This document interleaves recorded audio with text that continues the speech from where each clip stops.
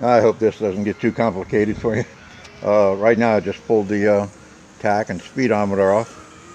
It's starting to really look messed up now, but at least I'm getting most of that wiring out of there. When I'm done this time, I'll have probably a third as many wires. Just doesn't take that many wires to run a V8 Oldsmobile. It's in case y'all didn't know, it's an Oldsmobile 455. It was a, believe it or not, a front wheel drive unit in a 1975 GMC motorhome. Well, the helmet, bike nut. That's about all we can say about that. Costume party gotten out of hand, and seems to makes people giggle. That's good. Let's see, there's a few things I've used from the knife. Of course, was an old knife from Vietnam, the bush knife, cutting a half circle so the enemy, once it was against their throat, they couldn't run away without slitting their own throat. And the nails, well, nails. Stainless steel frying pan cover in the back there upside down. It's a glass center.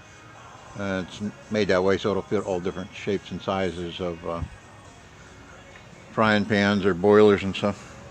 You can see I've got my fire extinguisher, carbon tetrachloride pumper.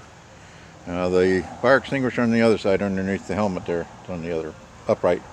That's a chemical fire extinguisher, at least it was. Now it acts as my overflow for my radiator. Just plumbed it a little bit different, put a valve on it, took the valve out, and then made a check valve for the radiator.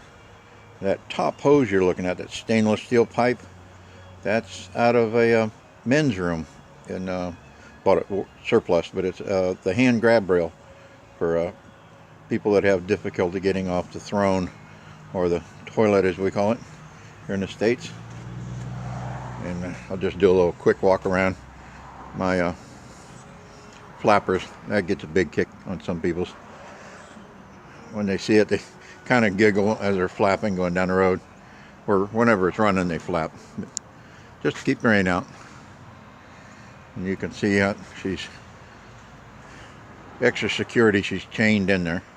What you're looking at there is the automatic transmission bell housing is in the center. The black piece across the back is actually a motor mount.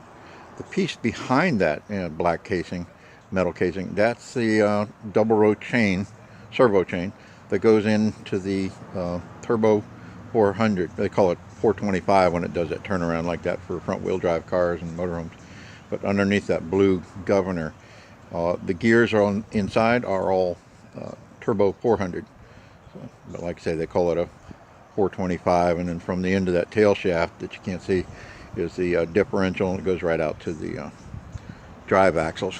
And I've been running rigid for years due to lack of, I guess, funds or different priorities, I guess. So I put some struts on there from a tractor. That's a 3-point hitch adjusters that they use on farming tractors, small ones obviously. And there's my Reese hitch. I put all kinds of stuff there. I normally pull a trailer with this thing whenever I go anywhere. And of course the 2 fuel tanks, those are 15 gallons apiece, and she gets about 15 miles to a gallon. And there's that lovely helmet again. Try to get it without anything in the background so you can see that it's actually a hatchet that they use. That curved in the top is for cutting vines, pulling back on vines. Now the edge of the knife, of course, is not inside the helmet. It's cut out that way. Like I say, it was a knife from Vietnam, and they cut it like that, so when they put the knife against the throat of the enemy, it makes it very difficult for them to get away without slicing their own neck. Morbid, yes.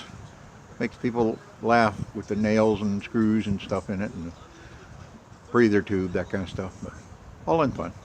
All in fun.